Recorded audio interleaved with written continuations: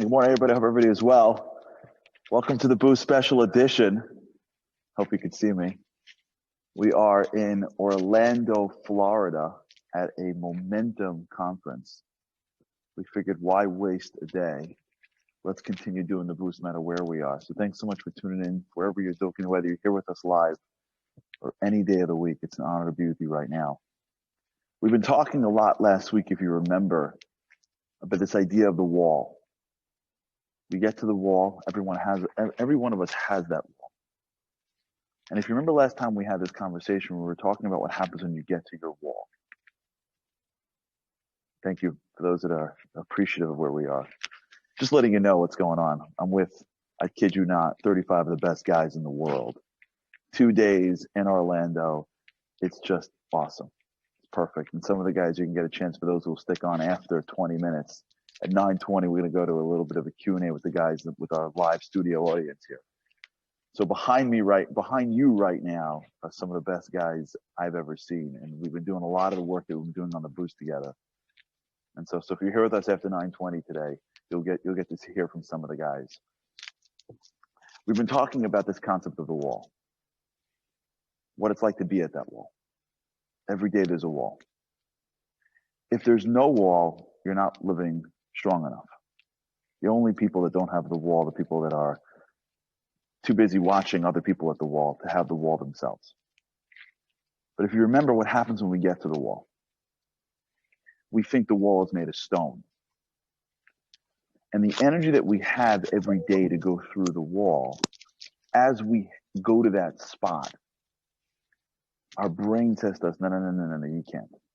You can't. Not today. Tomorrow. And so what happens to many of us is that, as opposed to being able to get the energy that we need to get through it, we have this internal need to fight challenge. In us is a soul. And in us is something that has the desire to break through the physical. It's how we're built. We know it. We come into this world and we sense that what's inside us is greater than what's outside us. And the goal of life is to manifest that. We sense it. And if you watch little kids, they live that way.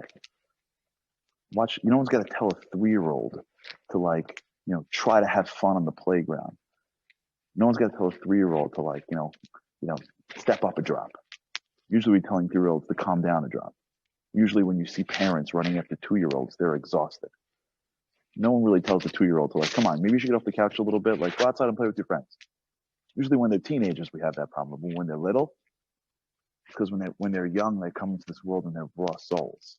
Through life, we sort of find a way to slow them down, mostly because we have to parent them and make sure that we can control them and make sure that we can teach them.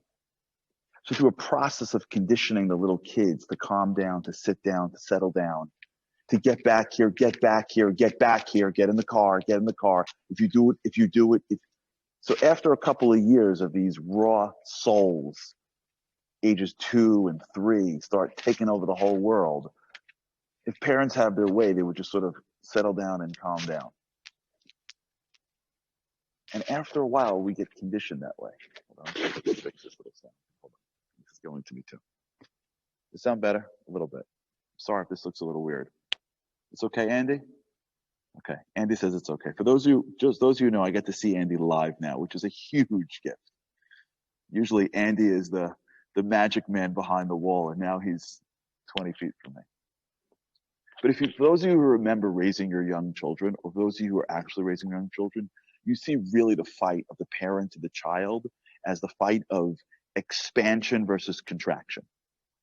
Kids want to be expanding always. They always want to be doing and going. They always want to stick their hands in everything. They don't listen. They don't like going to bed. The little kids, all they want is to expand and expand and expand and expand. And parents, because they're exhausted from it, all they want their kids to do is to contract and contract and contract and contract. Mostly for just, exhaustion purposes. Go to look at a classroom and you see kids, especially with the little ones, not when they're in kindergarten, but like first grade, second grade, expand and expand and expand and expand. And the teachers will like contract and contract and contract and contract. And it's okay because we got to teach them and we got to raise them and we got to hope they don't run into streets.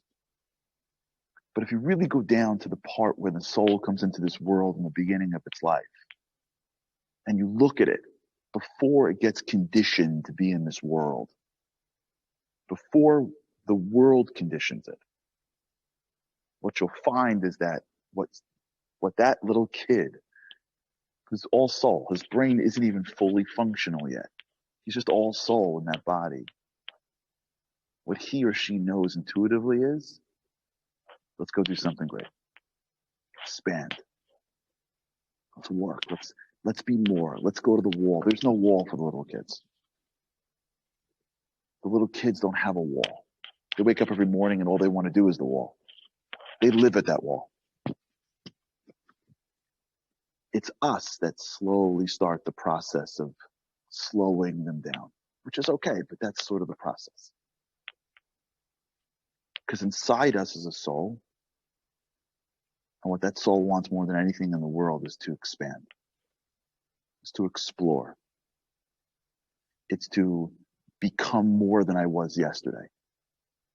We had a guy here on the conference yesterday. We did this great exercise. For those of you who have the book, you remember the worksheets, we do an exercise called the ideal day. So one of the guys here said a line yesterday that was awesome. He spoke about the idea of regrets and how what he wanted was to every single day live his day without regrets from yesterday. Not like what yesterday was is another version of yesterday. Today is just another version of yesterday. What I did today was an expansion of myself. It was more than yesterday. Every single day of my life, if I can look at it, what it is something in which my soul expanded past itself into becoming more than I was yesterday. My today isn't just an extension of my yesterday. My today is an expansion of yesterday. I'm loving this microphone for those who are watching this. There it goes again. Okay, we'll try our best. Because that's deep down what we want in life. Is this feeling that every single day of my life, I've expanded beyond myself. Every single day of my life, the walls that were in front of me, I've at least tried to push down. And I got to tell you, some days those walls are big and some days they're small. But if I look back in my life, what I will not see is a circle. If I look back at my last year, what I'm not going to see is a circle. I'm going to see a path. Maybe I'll see a mountain. Maybe I'll see just a trail. But at the end of the day, it's not going to be going circular. When we go through every one of our days, what we are looking at each day is our own version of what's on that wall. For some of us, it's the kid that we got to push a little bit further to become great. For some of us, it's the family that we got to invest in a little bit more every single day that I see nothing from. For some of us, it's going to work and being able to be a little bit better at my job today with a little bit more sensitivity to my clients. For some of us, it's being able to look at that prayer and say it slow enough that it means something. For some of us, it's just surviving because I was throwing a curveball that it's way too much for me. And just being able to get through a little bit of survival is itself the hardest thing in the world. But every single one of us is at a wall.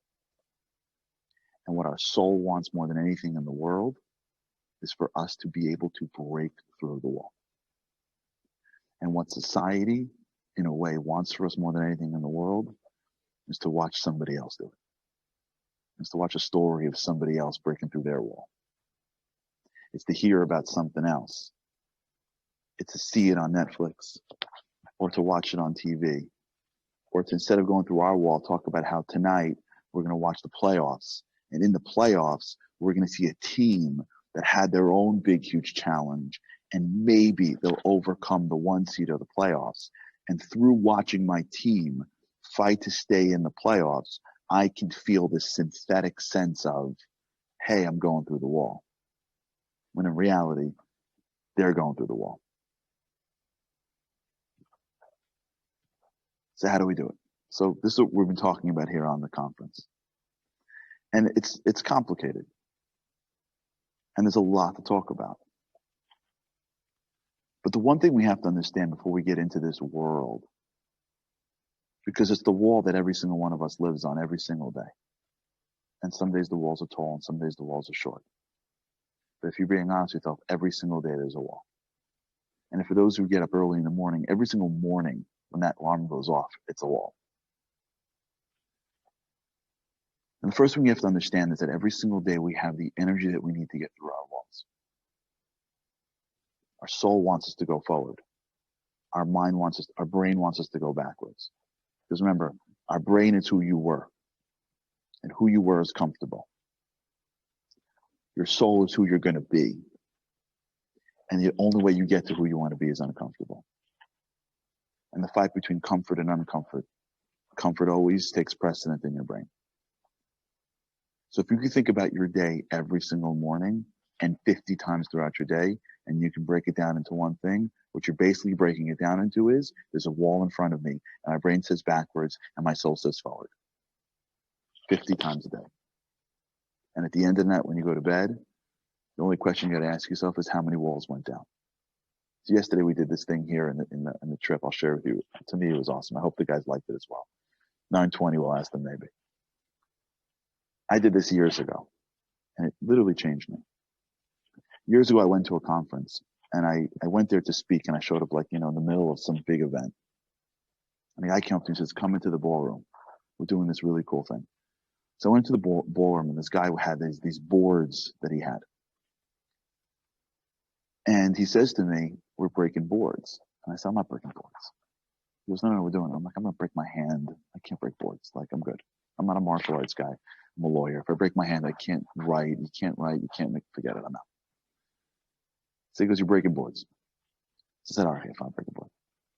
So he goes, no, you don't just go break boards. Hold on. You with me still? Am I still good? Okay. He says, you don't just break boards. You got to sit down and you got to write down the thing that's holding you back. So I sit down at the table and I'm thinking to myself, what's holding me back in life? What's holding me back from becoming who I'm supposed to be? And at first I had no idea, but everyone else was doing it and you got to do it too.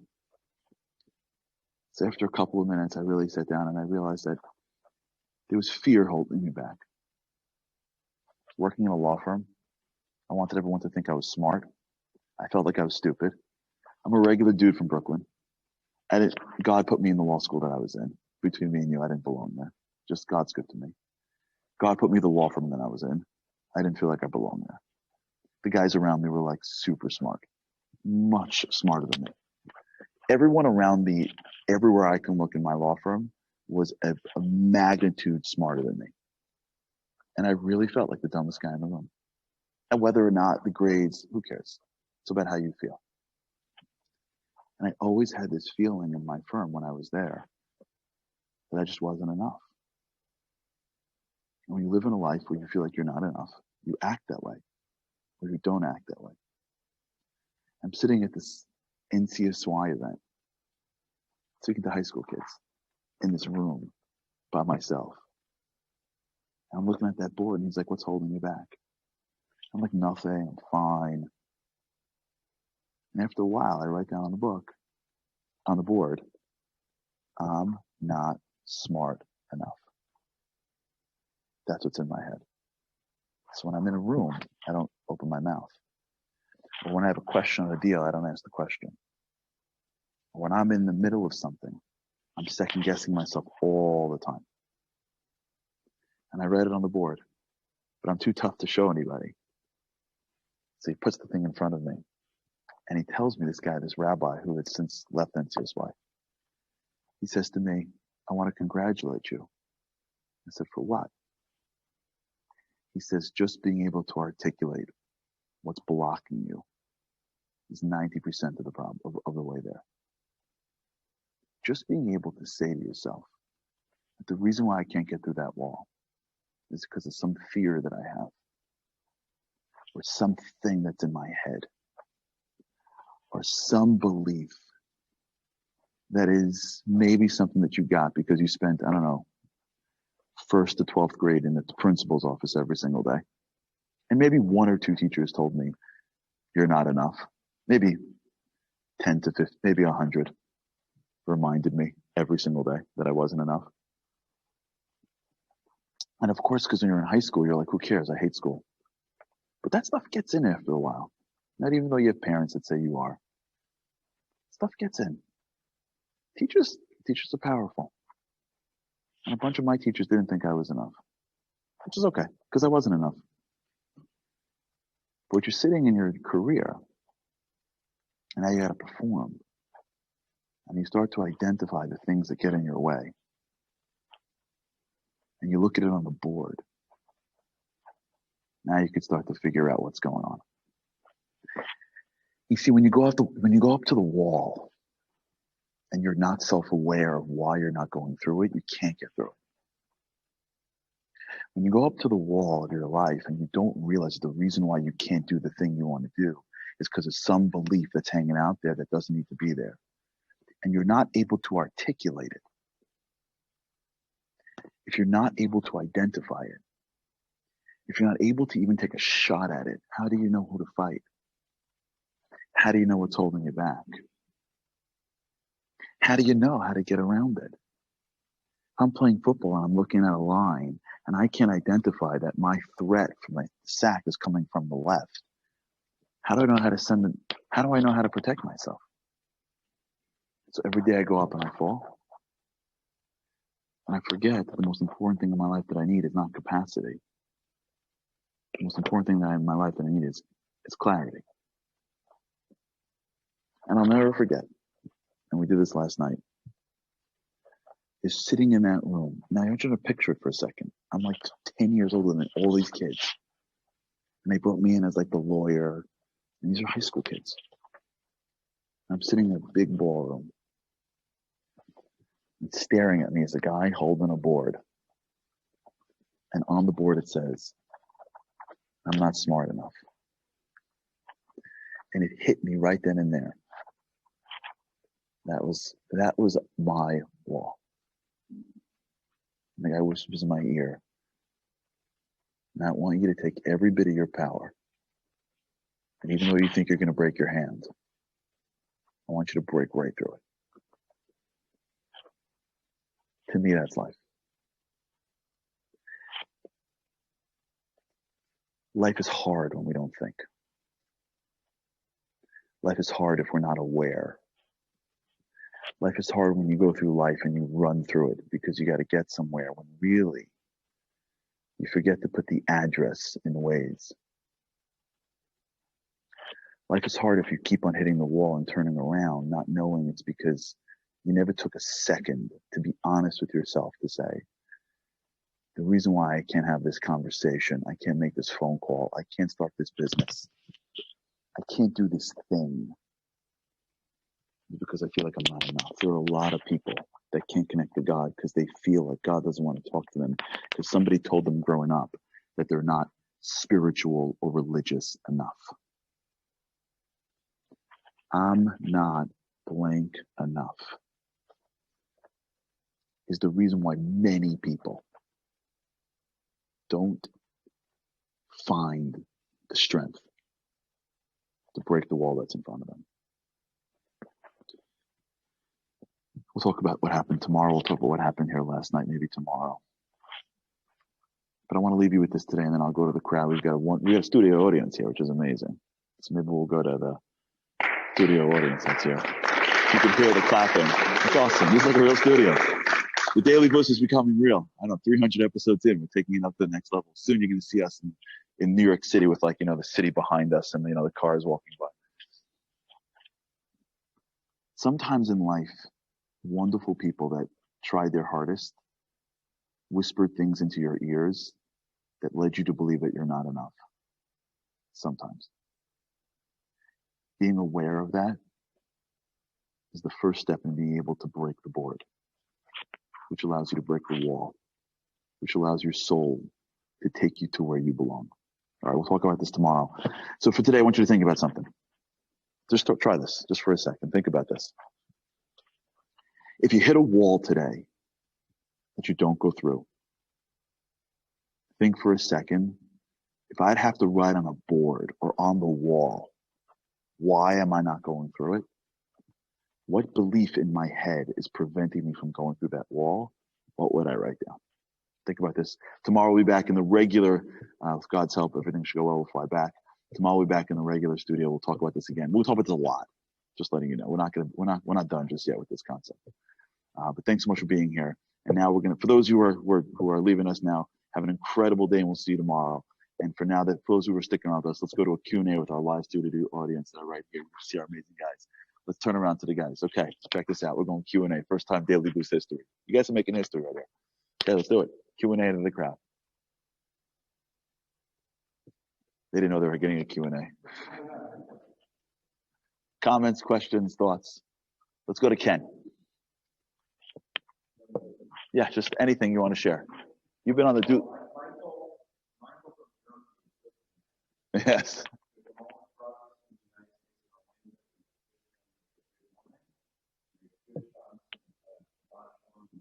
Get him a microphone so he can say that. Get him a microphone so he can say that. Michael, I hope you're still on. Don't leave yet. For those who are staying on, can you come on? Can you hear him? Come say hello. Get him a chair.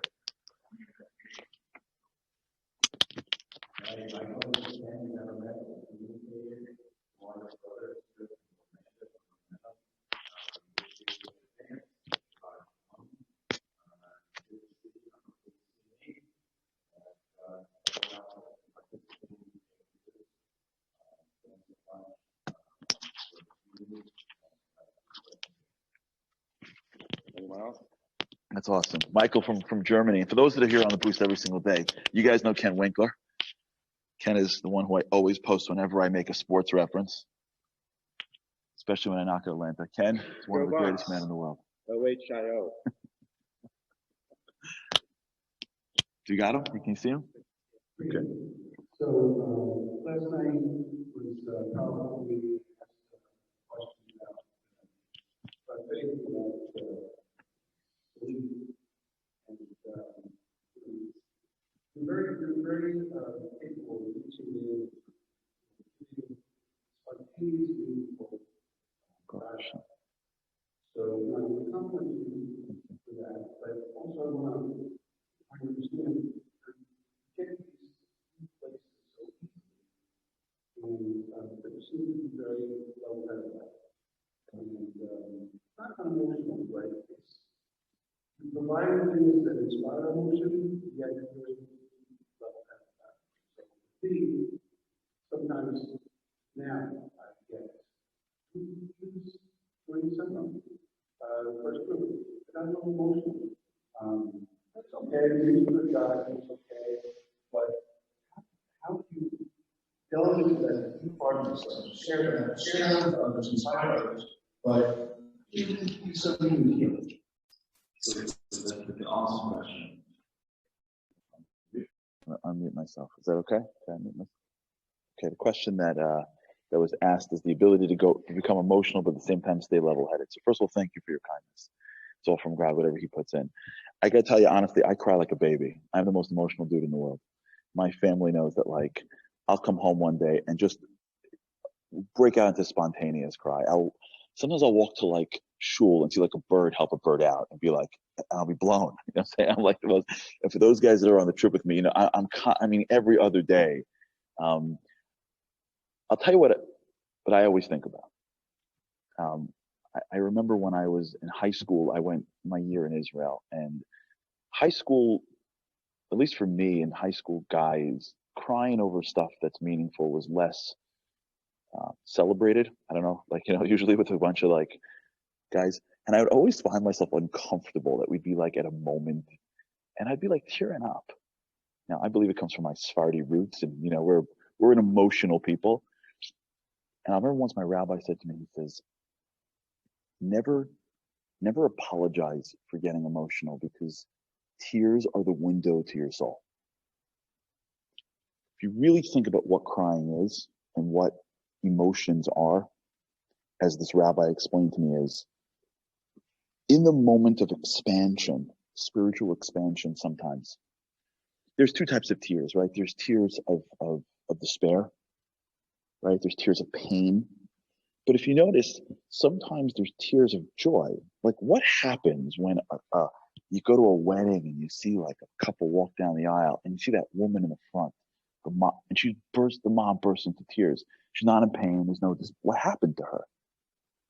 And as this rabbi explained to me, that she was experiencing a stirring of the soul.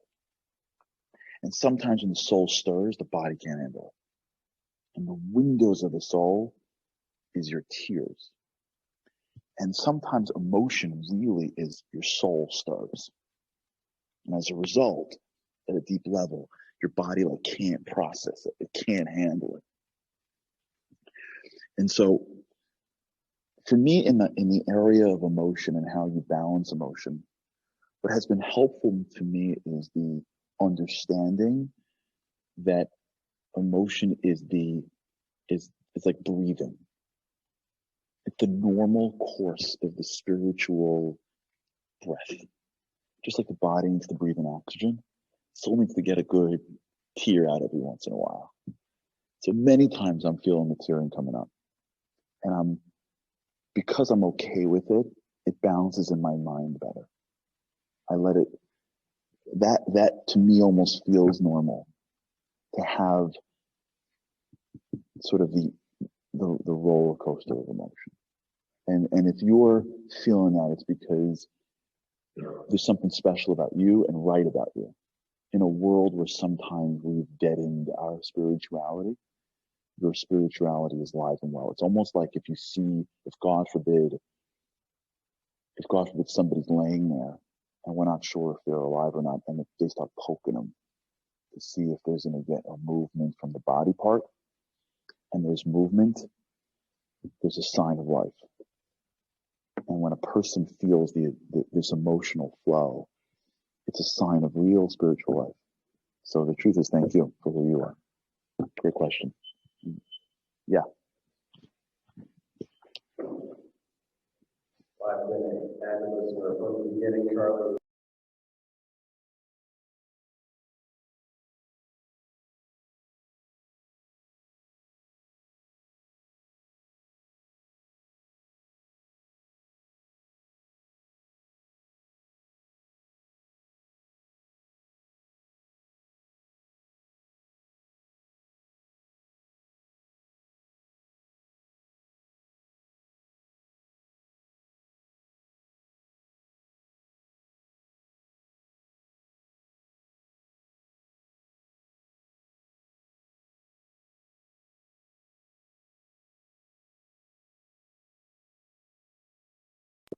Okay. The question is how do we come up with things? So I can tell you the two answers that I have, which is, and we spoke yesterday about this. Hilton and I had a conversation about this yesterday as well, about the need for mentors and the need to fight for people that you respect. God's the best. I mean, God is my dad, and he's my best friend, and he's everything to me, and he's blessed me with a lot. And one of the things he's blessed me with is people that are, a magnitude greater than me that somehow put up with me, which is this crazy thing that I don't understand why. Like, I don't understand why some people actually put up with me. They're holier than me, they're smarter than me, they're greater than me, and like they take my calls and they answer my dumb questions. And I've been blessed in my life to have people greater than me that I look up to, that I call, that I listen to on a weekly basis, that I go to shul and on every Saturday, and I'm blessed with a rabbi who is just brilliant and sensitive and smart and spiritual. And I'm also blessed to have to live in a world where there's so many books available that are so brilliantly written that unlock things that weren't unlocked to us before. There's a lot of wisdom available to us.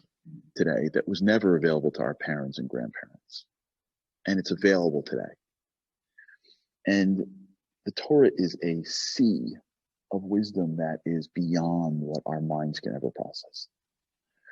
And if we go down this road of, I really want wisdom, and I'm going to find the guys that give it to me or the women that give it to me, and I'm going to find the books that inspire me, and I'm going to put that into my daily life, regardless if I need it or not, just because I don't know if I'm going to need this meal today. I'm going to eat 3 times a day. I don't know, Zig Ziglar once said that inspiration is like showering. You got to do it every single day for it to work, right? Like, inspiration isn't something that we get when we have a hard time in life. Inspiration is a daily habit. If I go through my day and I'm not factoring in time for wisdom on a daily loop, when I need it, it won't be there for me. So I've been blessed with other people. And the truth of the matter is, it's all whatever God puts in, really. There's so many times where I will sit in front of this camera and I will look up to God and say, you and I know that I got nothing. Like, we got this, right? Like, there should be no mistake. We both know that I got nothing. So good luck. I hope it works out for you. You got till 9:20. I'll drink my coffee. You take care of it. And I think in life, these 2 principles, I'm constantly searching for wisdom. And I believe in my core, and I'm trying to believe in my core, that I don't need to have it all figured out before I jump into it, is the balance. I don't have to have it perfect before I walk in. And many times, for those who watch The Boost a lot, it's not perfect many times. It's just me stumbling through stuff, or we go through things in a deep way. Because it doesn't have to be perfect with God's help. It just has to be me. And when we search for wisdom on a daily basis, no matter what, and we allow ourselves to be imperfect, that's when we get to show up as many times as we can. And knowing that you're there listening, and I'll end with this because I know we got to go. It's 9:30. I'll tell you the real truth in that. I mean, that's true, but I'll tell you one more step. And for those who are listening right now, whether you're on the podcast or you're live or you're here, knowing that you're here is the greatest gift in the world to me. I don't know why I deserved it, and I hope I always get to be here, but I feel honored and blessed that you're actually listening. Which is why even now, sitting on this conference, I went to Andy and I'm like, Andy, how could we miss 2 days of the Boost? Like, that's a lot of time. And Andy's like, you're right. And thank God we have Hill here. And the 3 of us sat in the back of the bus yesterday and was like, how are we doing this? Because I just feel blessed to have you. And I appreciate everybody who's listening. All right, everybody, thanks so much for being here. Have an incredible day. And with God's help, I can't wait to see you again tomorrow. Have a great